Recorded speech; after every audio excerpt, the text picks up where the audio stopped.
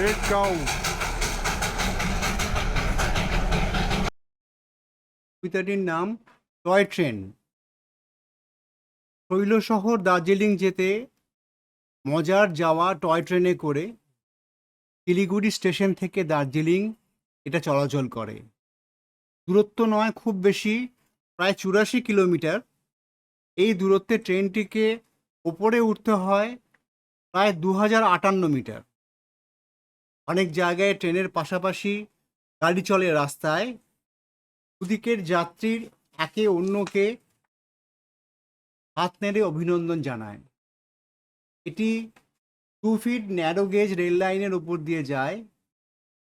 2258 metre ওপরে এটি হুম স্টেশনে গিয়ে দাঁড়ায়।